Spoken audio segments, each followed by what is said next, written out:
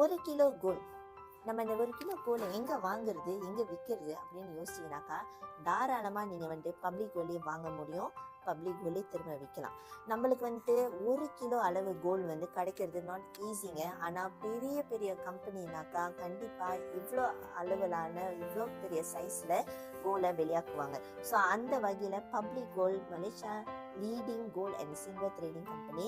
So இவங்க கிட்ட நீங்கள் பார்த்தீங்கன்னா 1 kilo 12.5 kilo and now the biggest in Malaysia 1000 ounce அல்லது 31 கிலோல கோல்ட் பாரை வெளியாக்கியிருக்காங்க.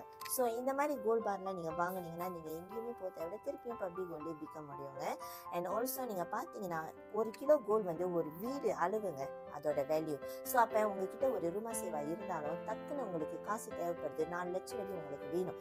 ஸோ நீங்கள் எப்படி எவ்வளோ டைமில் நீங்கள் அந்த வீடை விற்க முடியும் அப்படின்னு பார்த்தீங்கன்னா 2-3 நாள் உங்களுக்கு காசு தேவைப்பட்டுச்சுன்னா வீடெல்லாம் 2-3 நாளில் விற்கவே முடியாதுங்க. மினிமம் அட்லீஸ்ட் 3-4 மந்த்ஸ் தேவைப்படும். மேக்ஸிமம் பார்த்தீங்கன்னா 6 மாதம் வீடு விற்கிறதுக்கு. ஸோ நீங்கள் அவ்வளோ டைம் எடுத்துக்கிட்டிங்கனாக்கா உங்களுக்கு கண்டிப்பாக அந்த காசு கிடைக்காது.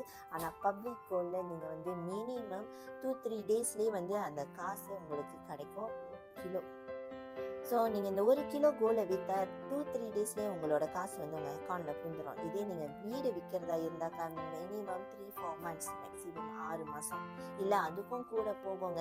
ஏன்னா உங்களுக்கு பாயர் கரெக்டாக கிடைக்கணும். அந்த வீடு விற்கிற process not so easy. Okay, so ஈஸியாக லிக்விடிஃபை பண்ணக்கூடிய ஒரு சொத்து அப்படின்னாக்கா அது கண்டிப்பாக கோல்டு தான். ஸோ கோல்டை சேமிப்பு பண்ணுறதுனால நம்மளுக்கு நிறைய பெனிஃபிட் இருக்குது. இதை பற்றி இன்னும் டீட்டெயில்ஸ் உங்களுக்கு தெரியணும்னா பயோவில் லிங்க் இருக்குது, லிங்கை கிளிக் பண்ணிட்டு எனக்கு பண்ணுங்கள்.